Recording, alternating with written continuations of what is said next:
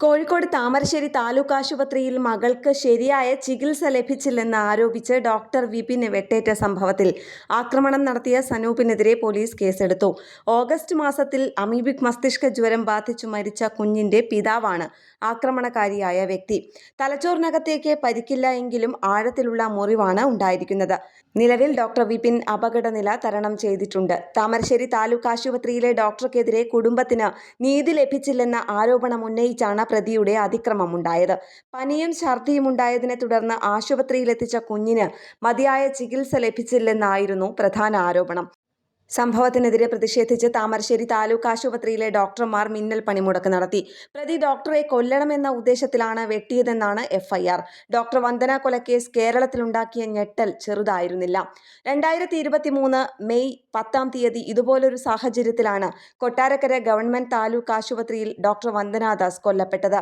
27 പ്രാവശ്യം കത്രിക ഉപയോഗിച്ച് ആക്രമിച്ചപ്പോഴും ആർക്കും രക്ഷിക്കാനായില്ല. അതിനുശേഷം ക്യാബിനറ്റിൽ ആശുപത്രി സംരക്ഷണ ബിൽ പാസാക്കി.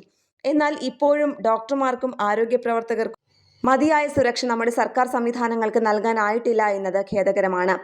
കുറ്റകൃത്യങ്ങളിൽ ഏർപ്പെടുന്നവരെയും മാനസിക രോഗികളെയും ആക്രമകാരികളായി ശിക്ഷയ്ക്ക് വിധിക്കപ്പെട്ടവർക്കു വരെയും ചികിത്സ നൽകുവാൻ ബാധ്യസ്ഥരായ ആതുര ശുശ്രൂഷ രംഗത്തുള്ള ഡോക്ടർമാർ ഉൾപ്പെടെയുള്ളവരുടെ സുരക്ഷ നാം ഉറപ്പാക്കിയേ തീരൂ. അടുത്തിടെ കുറ്റകൃത്യത്തിനെ തുടർന്ന് അറസ്റ്റിലായ പ്രതി മെഡിക്കൽ കോളേജിൽ നടത്തിയ പരാക്രമങ്ങൾ കേരളം കണ്ടതാണ്. ഡോക്ടർ വന്ദനാദാസ് കൊലക്കേസിനെ തുടർന്ന് ആരോഗ്യമന്ത്രി ഇതേ സംബന്ധിച്ച് നടത്തിയ പ്രസ്താവനകളൊന്നും തന്നെ ഇപ്പോഴും നടപ്പിലായിട്ടില്ല എന്നുള്ള പ്രതിഷേധവും ഉയരുന്നുണ്ട്. സാധാരണക്കാർക്ക് മതിയായ ചികിത്സാ സേവനങ്ങൾ നൽകുന്നതിന് രാത്രിയെന്നോ പകലെന്നോ ഇല്ലാതെ സേവന സന്നദ്ധരായി നിലനിൽക്കുന്ന വലിയൊരു സർക്കാർ സിസ്റ്റം അവിടെ ഇപ്രകാരമുള്ള ആക്രമണങ്ങൾ ആവർത്തിക്കുന്നത് അനുവദിച്ചുകൂടാ. സേവന സന്നദ്ധരായി രോഗികളുമായി നേരിട്ട് ഇടപഴകേണ്ടി വരുന്ന ഡോക്ടർമാർക്ക് മതിയായ സുരക്ഷ ഗവൺമെന്റ് സംവിധാനങ്ങൾ ഉറപ്പാക്കേണ്ടതാണ്. ഇനിയും ഇത്തരം സംഭവങ്ങൾ ആവർത്തിക്കില്ലെന്ന് ഉറപ്പുവരുത്തേണ്ടത് നമ്മുടെ ആരോഗ്യ വകുപ്പിന്റെയും സർക്കാർ സംവിധാനങ്ങളുടെയും ഉത്തരവാദിത്തമാണ്. ന്യൂസ് ഡെസ്ക് കേരള പ്രണാമം.